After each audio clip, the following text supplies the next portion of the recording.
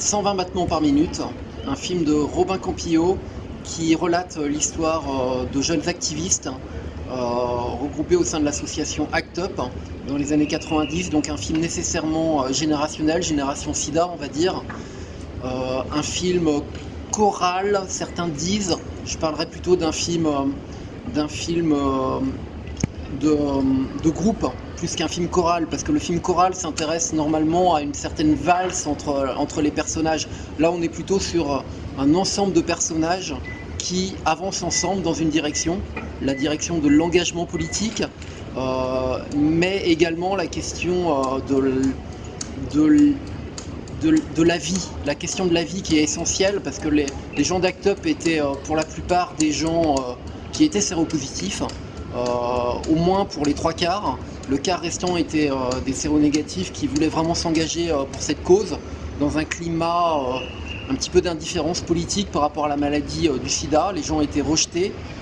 C'était des populations qui n'intéressaient pas forcément les politiques, parce que les gens qui étaient le plus majoritairement touchés par le sida, c'était les prostituées d'une part, les homosexuels, mais également les toxicomanes. Donc 3 populations facilement rejetées. Robin Campillo parle d'un sujet qu'il connaît par cœur, parce que lui-même était un membre d'ACT UP à l'époque. C'est un film qu'il avait en gestation depuis très longtemps en lui et qu'il voulait faire, et ça se ressent. C'est un film qui est réussi à ce niveau-là. Il parle d'un sujet qu'il connaît, il y fait attention.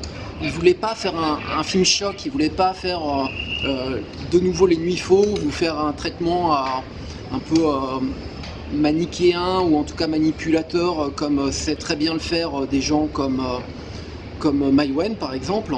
Il ne voulait pas faire une immersion dans un monde qu'il connaît très bien. Non, il voulait montrer certaines nuances, et à ce niveau-là aussi c'est très réussi. Il a fait très attention à choisir des acteurs qui incarnent cette exigence en termes de militantisme. Il a fait attention vraiment au casting, à avoir des gens qui parlent vrai, qui parlent avec une sincérité. Lui-même dit qu'il a voulu retrouver des gens qui parlaient PD, ce qui a un petit peu choqué dans la conférence de presse. C'est pas choquant quand on sait que lui-même faisait partie d'ACT UP et que les gens qui disaient ça justement étaient forcément ses amis. Lui-même racontait en conférence de presse toujours qu'il avait enterré un de ses amis et qu'il l'avait rhabillé, donc une scène qu'il a empruntée. On n'est pas du tout sur un film misérabiliste, on est plutôt sur une œuvre assez artistique, un film réussi dans son ensemble, pas extraordinaire, pas un film coup de poing, pas un film qui nous fait passer par tous les états, mais un film qui passe bien, qui a une énergie, qui a du mouvement. Adèle Haenel porte le film au même titre que les autres acteurs.